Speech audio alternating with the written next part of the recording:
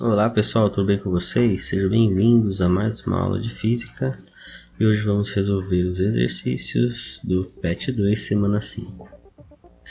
Primeira questão, faça um pequeno texto explicando a transmissão de calor por convecção. Cite 3 exemplos de convecção térmica. Então, nós vimos que a convecção é a transmissão de calor por meio da diferença de temperatura em gases, né, ou em fluidos, né, ou líquidos ou gases. É a transmissão em que há o movimento, né, de fluido no sentido, né, sempre do mais frio. Então, se eu tenho um ar frio, ele sempre tende a descer e um ar quente sempre tende a subir. Então, um exemplo bem clássico desse tipo de transmissão de calor é quando você tem a água fervendo em uma chaleira. Então você vê claramente um movimento ali, né, aquelas borbulhas de água, é um movimento gerado pela convecção térmica. Tá? Um outro exemplo bem clássico também é da própria geladeira. Né? A geladeira necessita de pontos, né, pontos abertos, ou que seja uma grade. A que tem vidro, ela tem as laterais abertas, justamente para facilitar a convecção do ar. Então, para facilitar o movimento, né, do ar quente subir e o ar frio descer. Então aqui, né, nessa questão vocês podem então dar os exemplos, usar até os que eu já falei e buscar outros aí no dia a dia que vocês consigam identificar a convecção térmica. A segunda questão. Danilo sempre quis ter um aparelho de ar-condicionado em sua sala de estar e reservou um lugar na parede exclusivo para o aparelho, próximo ao chão. Após algumas pesquisas, ele descobriu que a instalação do aparelho precisa seguir alguns critérios, como por exemplo a posição na parte superior da parede. Conhecendo os conceitos de convecção do ar, como Danilo poderia explicar a impossibilidade de instalar o aparelho de ar condicionado próximo ao chão da sala? Uma coisa meio óbvia, né? É que se você instalar o aparelho no chão, você vai estar sempre resfriando o mesmo ar que já está frio. Então a ideia de instalar em cima é que em cima você vai ter uma concentração de ar com uma temperatura menor do que aquela concentração que está mais próxima do chão. É por isso que o ar-condicionado tem que ficar em cima, justamente para resfriar sempre o ar que já está quente. E você tem você potencializa a eficiência do ar-condicionado. Então, com as suas palavras, agora você pode responder essa questão mediante o esclarecimento que foi oferecido aqui. A terceira questão. Assinale quais os processos listados a seguir envolvem a transferência de calor por convecção. Pisar sobre o asfalto quente, assar algo no forno a gás convencional, fritar algo em uma panela antiaderente sem óleo, ser aquecido pela luz do sol. Então ele quer transferência de calor por convecção. Quando você pisa sobre o asfalto quente, isso é contato. Você está ali transferindo energia térmica por meio do contato. Assar algo no forno a gás convencional, com certeza. Essa daqui, quando a gente assa alguma coisa no gás convencional, nós estamos utilizando a convecção, porque ali dentro do forno vai haver um movimento de fluido, né, do gás, mais quente, mais frio, no sentido do ar quente sempre subir. Então, o assar algo no forno, com certeza, é uma transferência de energia térmica por meio de convecção. Fritar algo em uma panela antiaderente sem óleo, com certeza é contato. Ser aquecido pela luz do sol, só que seria irradiação. Então a única que tem a transferência por convecção é a 2, né? A sentença 2. Quarta questão. Marque a alternativa correta a respeito do fenômeno da convecção. A convecção é caracterizada pela passagem de calor de molécula a molécula de um material. Isso é condução. Esse fenômeno é o único responsável pela ocorrência do efeito estufa. Então guarda ele aí que a gente já vai usar o efeito estufa como exemplo. A convecção pode ser definida como o transporte de massa motivado por variações de temperatura, ok? Letra E, a convecção ocorre em qualquer tipo de material. Não, né?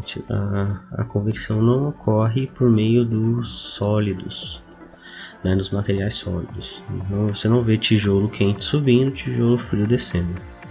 É só em fluidos, né? Ou seja, líquidos e gases. Vamos lá, o único responsável pela ocorrência do efeito estufa não é só a convecção. O efeito estufa ele é gerado por uma série de fatores, principalmente aquele em que a poluição, ou seja, uma camada de gás, de ar, ela não permite que o ar quente vá para a atmosfera. Então veja que mesmo ocorrendo a convecção, não é a convecção que gera o efeito estufa, tá bom? A convecção ela amplifica os efeitos, né, as consequências do efeito estufa, mas não é a única causa. Então a mais correta aqui é a letra D, né? A convecção pode ser definida como transporte de massa motivado por variações de temperatura, com certeza, né? Transporte de massa, matéria subindo e descendo, no caso aqui fluido, né? Matéria fluida subindo e descendo devido às variações de temperatura. Então a correta aqui é a letra D. Sim, para esfriar um barril de suco mais facilmente, devemos colocar gelo em qualquer uma das partes do barril, na parte de baixo do barril, no meio do barril, mergulhá-lo totalmente no gelo, na parte de cima do barril. Bom, pensando na parte igualzinho, né, no ar-condicionado, se eu quero esfriar o que está quente, eu tenho que colocar na parte de cima. Justamente por quê? Porque ali vai ter a concentração de fluido mais quente. Na medida em que ele for esfriando, ele vai descendo, e o restante que está mais quente ainda lá embaixo, ele vai subindo. E aí você tem uma eficiência melhor, porque você vai estar sempre resfriando aquilo que precisa ser resfriado. Então, a alternativa letra E é a correta. Questão número 6. Numa área de praia, a brisa marítima é uma consequência da diferença no tempo de aquecimento do solo e da água. Apesar de ambos estarem submetidos às mesmas condições de radiação solar. No local que se aquece, no solo, né, que se aquece mais rapidamente, o ar fica mais quente e sobe, deixando uma área de baixa pressão, provocando deslocamento do ar da superfície que está mais fria, no mar. Então tem um desenho aqui, ó. A areia ela esquenta muito mais rápido do que a água. Como ele esquenta muito, o ar sobe e vem então o ar gelado da água e ocupa esse lugar. Lembrar, essa ideia de baixa pressão e alta pressão mostra pra gente o sentido de deslocamento do gás, né? O gás ele sempre se desloca das regiões de alta pressão para baixa pressão. E locais de alta pressão, né, sempre são aqueles lugares mais frios. Tá? Por isso que lugar frio por quente é normalmente o sentido de deslocamento de todo o ar, né, todo o gás. À noite ocorre um processo inverso ao que se verifica durante o dia. Por quê? Porque a areia também esfria muito mais rápido do que a água. Então a água passa o dia inteiro esquentando e a água retém muito melhor a energia térmica do que a areia. Então à noite a areia vai estar muito mais fria do que a água e aí se inverte o sentido da brisa.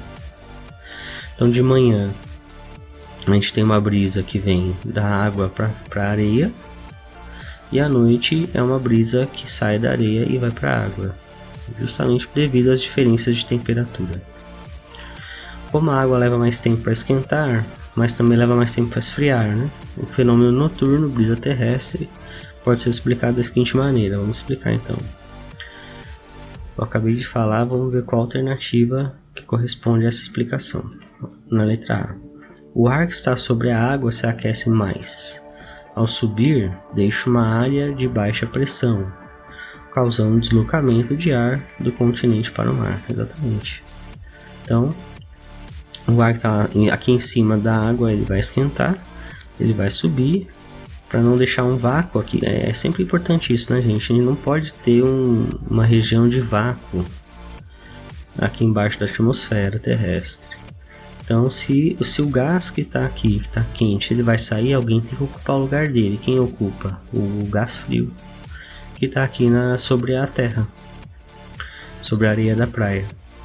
Então, o deslocamento, ele se desloca aqui da areia para o mar. Então, por isso que chama brisa terrestre. Tá? Então, o ar que está sobre a água aquece mais, sobe, deixa uma área de baixa pressão e causando deslocamento de ar de continente para o mar, tá? Aqui a gente só tem que ver certinho, né, prestar atenção direitinho, na verdade, né, nessa inversão, tá? Mas a causa é sempre a mesma, tudo bem? Então é isso, alternativa A na questão número 6. E esses foram os exercícios do PET 2, semana 5. E a gente se vê na próxima aula. Um forte abraço, até lá. Tchau, tchau.